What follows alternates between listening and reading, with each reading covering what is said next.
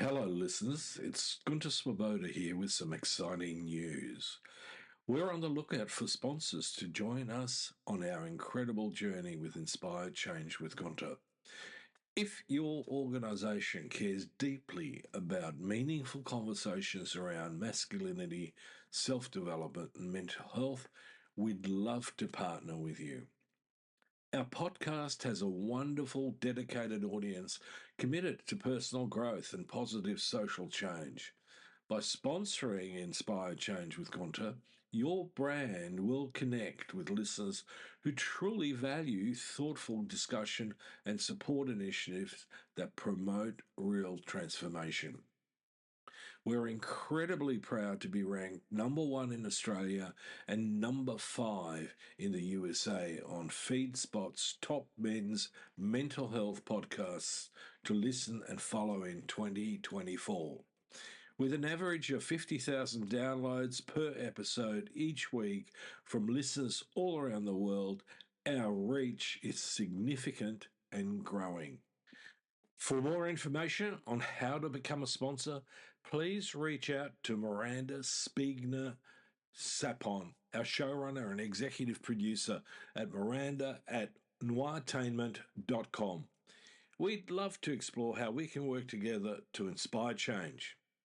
Now, thank you for your continued support, and let's keep inspiring change together. You're listening to Inspire Change, a broadcast that strives to educate, motivate, and empower men to challenge traditions of masculinity. To guide us through the intricacies and intersections of emotions, relationships, and male identity is renowned psychologist, author, and speaker Gunter Swoboda. This is Inspire Change.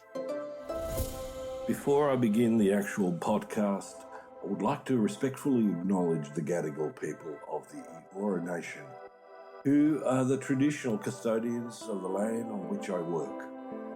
I would also like to pay my respects to their elders past and present.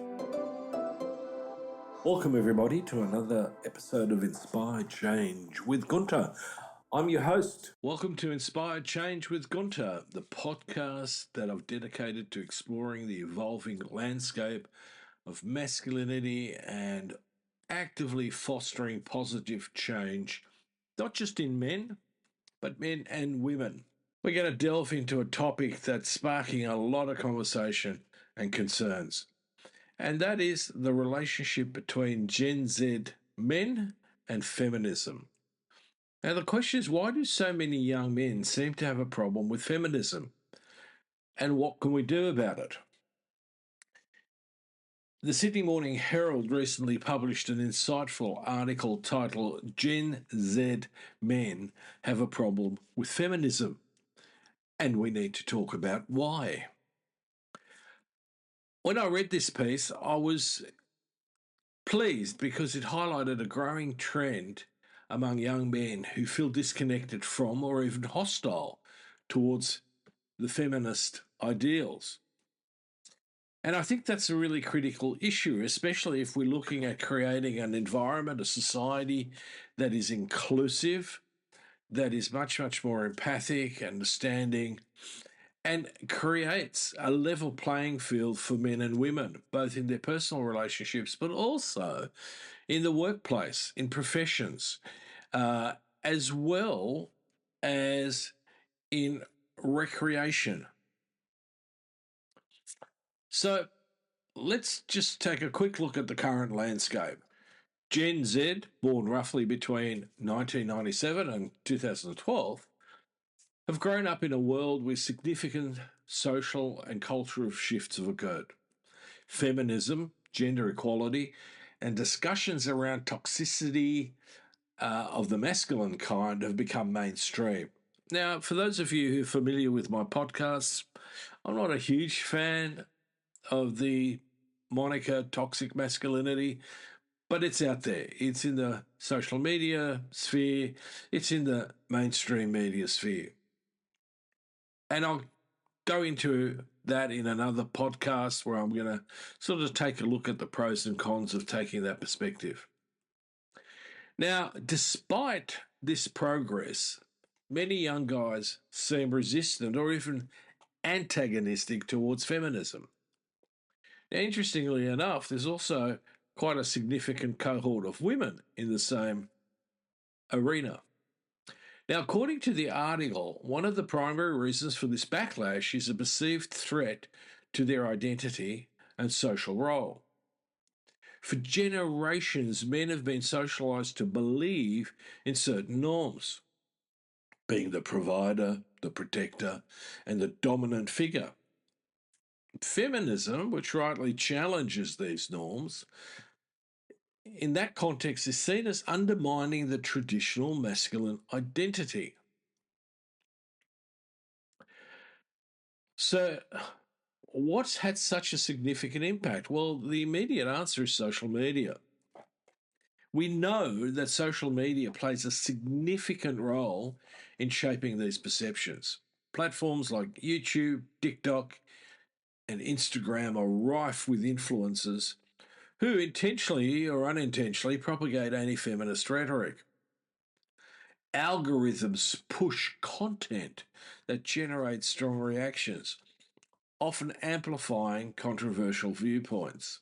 It's an echo chamber, and this echo chamber effect can reinforce negative attitudes towards feminists and feminism amongst impressionable young men.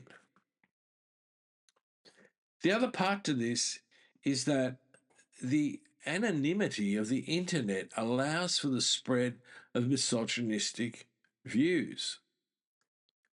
And there is no accountability in that context. This virtual environment can create a skewed perception of reality, where the loudest voices are often the most extreme. So, another critical factor in this picture is that there is a fundamental gap in education. While schools may teach about historical figures and milestones in the feminist movement, there's often a lack of comprehensive education on contemporary gender issues. So many young men are not given the tools to critically engage with feminist concepts or understanding the nuances of gender equality. Now, that's not the only problem, because the last sort of thing that I was saying was a lack of critical engagement, right? We're not focusing on teaching young people, both men and women, to seriously be able to critically evaluate what they're being taught, what they're being exposed to, and what they're saying, and what other people are saying. We need to be able to harness young people, especially, in being more curious and more understanding and better educated, better informed about not just the history of gender issues, feminism in particular, but also the evolution of this, because it's not simply a straightforward topic. There's lots of influences in this. We often try to paint a picture of one size fits all, and that certainly isn't the case, especially when we're talking about women, feminism, and masculinity. As I've said before, I don't see a lot of men talking about patriarchy, whereas I think it's really important that men understand what they've been socialized into. What is it that makes them tick on a psychosocial level, and how to deconstruct that. But all of that requires a considerable amount of education. And, in some respects, we're lacking in that. So, one of the things that arises from this is that many men and women, many boys and girls, actually have issues with their psychological state, because one exists in the context and relationship to the other. So this lack of educational and informational database leaves a lot of room for misinformation and misunderstandings, and where they can flourish too. It's not just that they sit there, they actually grow. It's like, a virus that multiplies. When young men are not taught to see feminism as a movement for equality that benefits everybody, then they're likely to look for something that compensates for their feelings of being threatened, especially with regard to their status and the privileges that they've held. So the problem continues to exist when we're trying to combat this, that there is a hierarchy that is being extrapolated by these young men. So if they don't feel on top, they make the assumption that women want to be on top. And it's not a question of being on the same level. So again, we're resorting to a dated concept in the construction of human relationships within our society. So let me come back then and talk a bit about the role of patriarchy in this. My view is that what we've been seeing in the last 25 to 30 years is a fundamental backlash against the movement of equality through feminism.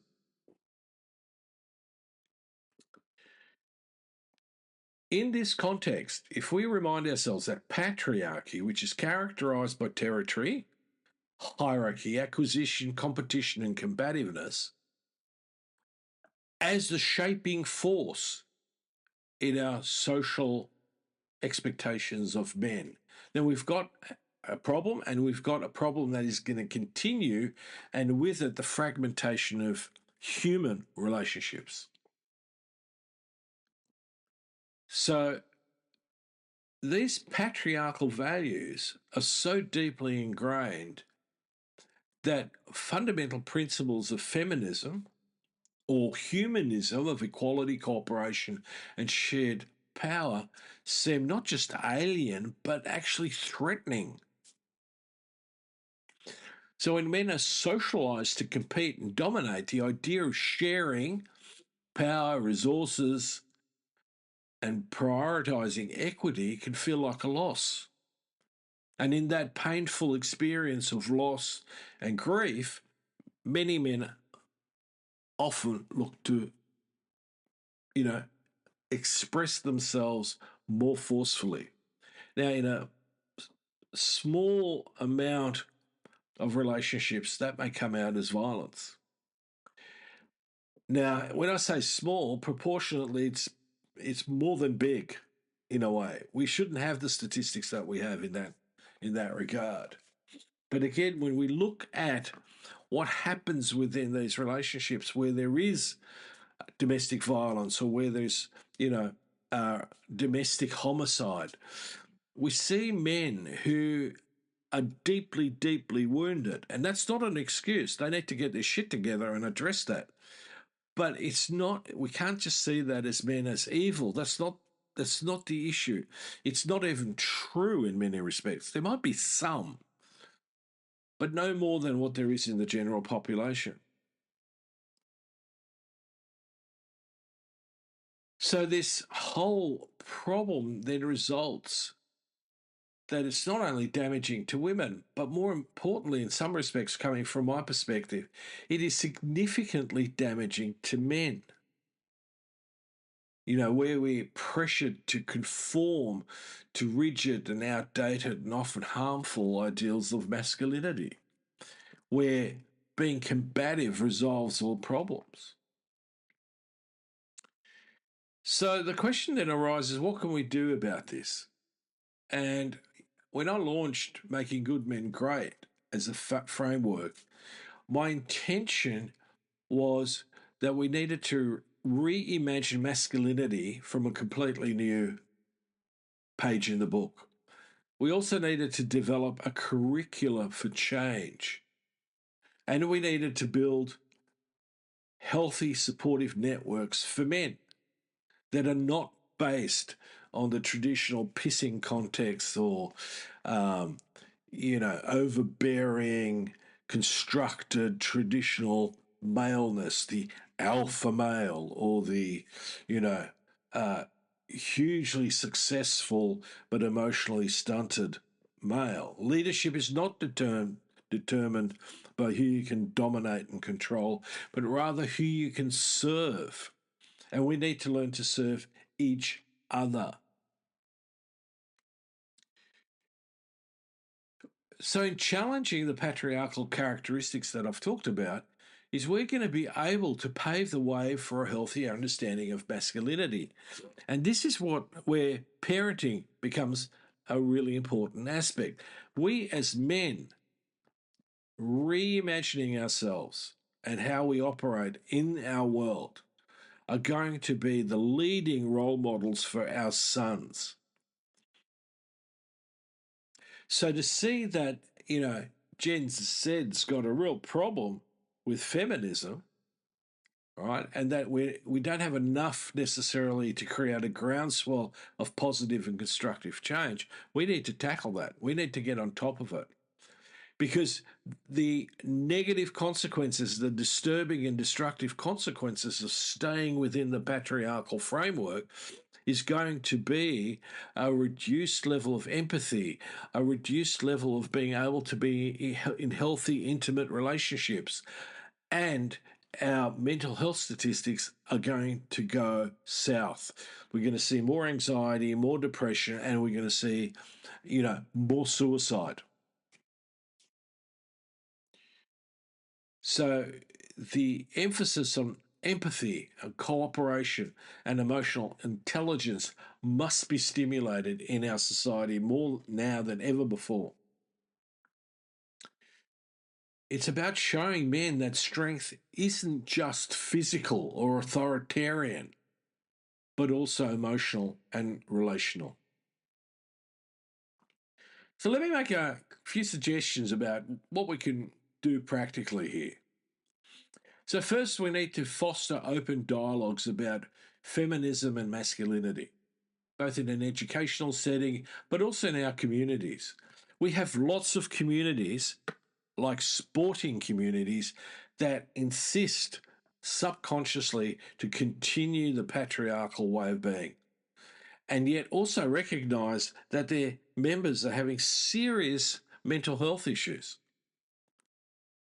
And we need to take the opportunity of those communities and make them into what I call attachment communities, where the intention is to build healthy, egalitarian relationships that are not simply based on your sporting or business success. In those spaces, we need to create even more safe spaces for young men to be able to learn how to express their fears, their misconceptions, so that that can lead to a greater sense of understanding and acceptance. Secondly, we need to promote positive role models who exemplify healthy and progressive men. Highlighting men who champion gender equality and embody the values of empathy and cooperation and distribution and respect will no doubt inspire many, many young men to follow suit. And like a pebble in the pond, the waves ripple on. Finally, it's my view that we need to engage with the media critically. We need to encourage men to question the content of what they are exposed to and look for diverse perspectives. Media literacy is a crucial aspect in an age of rampant misinformation. So let me wrap this by saying that the resistance that some Gen Z men have towards feminism is a multifaceted issue. There is no one size fits all to fix. It's rooted in identity, it's rooted in socialization, but very importantly, it's rooted in a bunch of misinformation. Women are not striving to get on top. Women are striving to be equal. Now there may be a few aberrations in that context, but we should be able to deal with that. We shouldn't be threatened by that. We need to guide these young guys towards a more inclusive and equitable future. by helping them to see being a man through a different set of lenses. So, on that note, I'm going to leave this particular topic. I want you to think about it. If you're on the net, please look it up. It was a Sydney Morning Herald, and it was called Gen Z Men Have a Problem with Feminism. We need to talk about why. Please read the article. Drop me some comments. Always love to hear from everybody who's listening to me. And please, if you're enjoying the podcast, subscribe. Look me up, on Patreon, wherever, and, follow the podcast. And I'll be very grateful to you. Take care. Be inspiring. This is me signing off. Love to hear from you. And if you're interested, please check out my work on www.guntersvoboda.com or www.goodmengreat.com. Thank you for listening to Inspire Change, a broadcast that strives to educate, motivate, and empower men to challenge traditions of masculinity. For more information on the Making Good Men Great movement, or for individual or group coaching sessions with Gunter, visit goodmengreat.com. For inquiries regarding broadcast topics or appearing on the show, email Miranda@noirtainment.com. That's Miranda at NOIRTAINMENT.com.